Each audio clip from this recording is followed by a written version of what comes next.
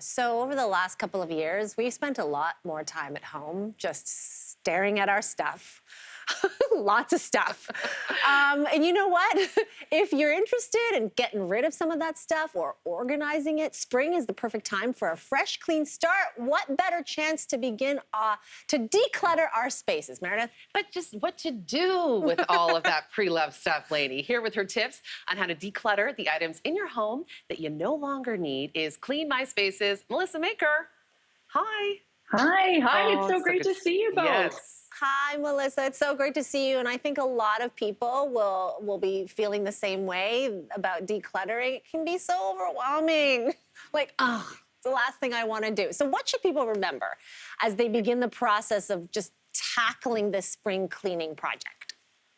Well, remember this. First, you're doing a great job because decluttering takes a lot of emotional effort and you have to make time for it. But once it's done, you then have to figure out what to do with all of the clutter. And these are all real life examples from my home. It wasn't hard to stage this. But, 20 years ago, it was just a matter of dropping it off at a donation bin or putting whatever you couldn't get rid of on your curb.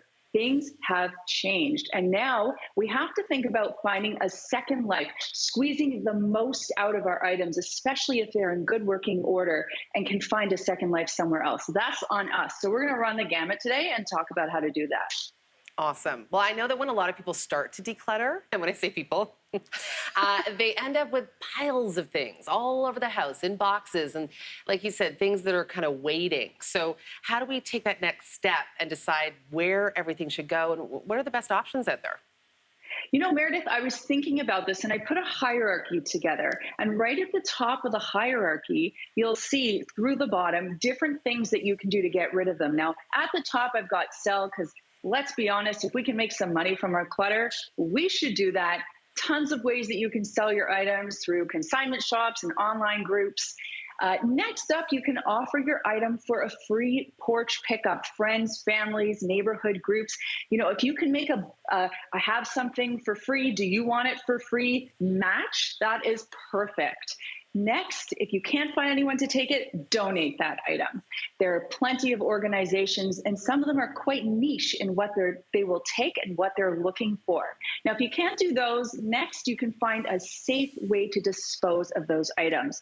No longer are we thinking we're just going to throw it in the garbage. It's more about thinking about the most responsible way to dispose of that item. So, whether it's going to your local HHW, hazardous household waste drop-off point, or textile recycling, that's what you want to do. And finally, landfill.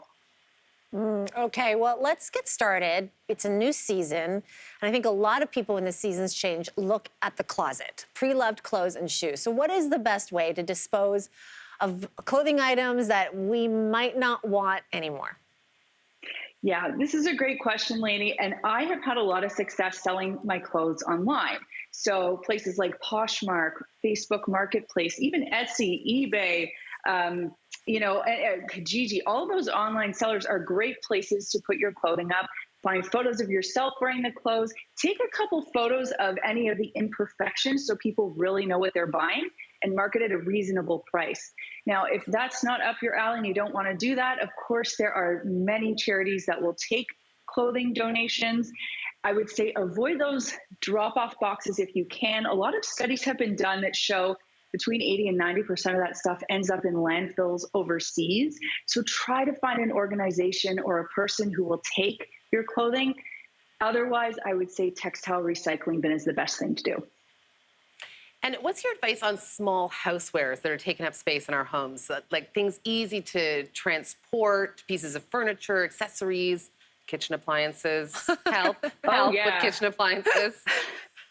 So kitchen appliances, believe it or not, if they're large pieces of metal, local metal pickers or junk pickers will be more than happy to come and take that off your hands. You can just search that online, or sometimes you'll see them driving around. Just flag them down and say, I have a washer dryer, come. And they'll gladly take it.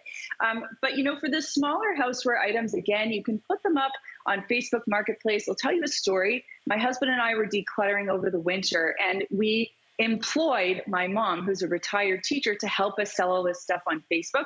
So we would take pictures of it. And then my mom, the retired teacher who was looking for some bucks, she posted, she, dealt with the inquiries, she sold the items, and then we split the cash. Now, if that's not something you want to do, places like Furniture Bank, Restore, they will be more than happy to take your small housewares. So how about books? So we've tackled clothes, we've tackled household items, but books, people have a lot of books. I have a lot of books in the house. So is there like a best practice way to get rid of some of the collections or the extra books that you don't want? How about donating to a library? Yeah, Lainey, there are so many great ways you can get rid of books, actually. Library is just one option. But if you live in a condo, for example, many condos have condo libraries. Sometimes there are other organizations that are looking for books just to, stock out what they have.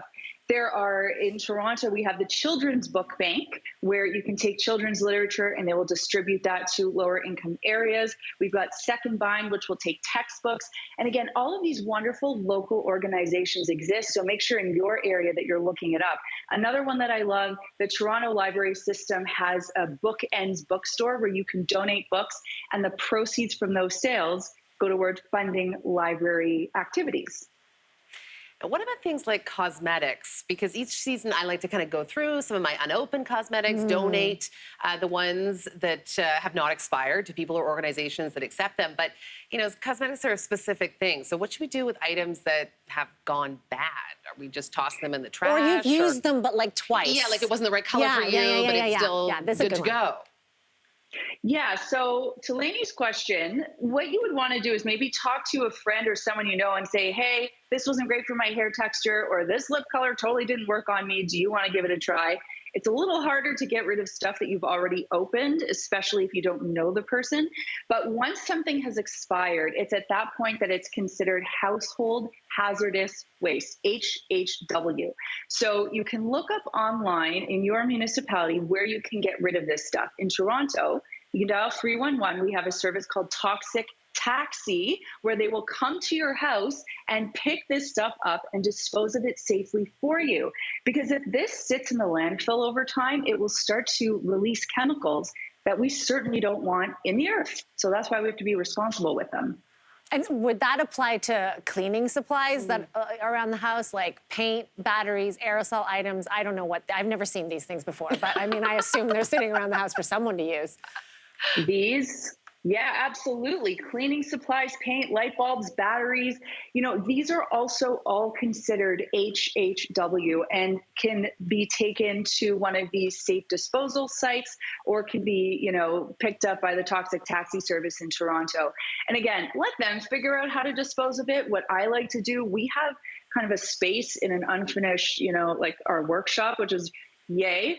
And we just have a box. We put everything in there, and a couple times a year, we just take it where it needs to go instead of, tossing it in the garbage. It's the better thing to do. Taxis. Toxic taxi. Yeah. Toxic taxi. Yeah. I have a great service. 311. Yeah, it's great. I have a bag of old batteries. You just got to make sure that the old ones aren't the ones you're trying to put in the remote because you'll drive yourself crazy. Melissa, when it comes to older sheets or pillows or even towels, is there an environmentally friendly way to dispose of those items? Do places even take that kind of stuff of donations?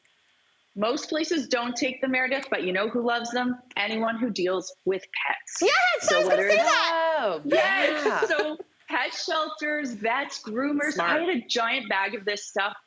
When we did our big declutter in the winter, I laundered it, put it in a garbage bag, listed it on my local Facebook group. Within 1 hour, a pet groomer claimed it, and she picked it up at 4 o'clock the next day. Yeah. It was like a perfect match made in heaven. She didn't have to buy anything. I didn't have to throw it out. Years of old sheets are in the basement. That's where my dogs sleep. I cuddle up and whatever. Okay, speaking of bedding, though, you have a huge item that I don't know what to do with other than throwing it out, but that seems bad. Getting rid of a mattress, a clean one. What are the options? Yeah, if it's a mattress that's usable, talk to friends and family, see if they've recently purchased a recreational property or they have a new space they need to furnish. They're sending a kid off to college or university. It's less sketchy to take a mattress from someone you know. And we know that these, have like a 10, 15-year lifespan. There are also a lot of organizations that will take really, gently used mattresses, again, Furniture Bank, or you can just look it up in your locality and see who's willing to take them. But if you do have to get rid of them, instead of just putting them on the curb and, trash services will pick them up, call a mattress recycler. They come with a small fee, but what they do is they responsibly recycle them. So they'll take them apart and they recycle each component.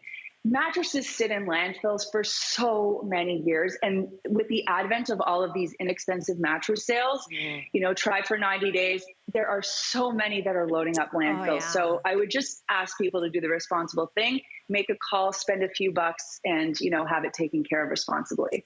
Melissa, this has been so great. Thank you so much for all these handy spring decluttering tips. It was good to see you. Likewise.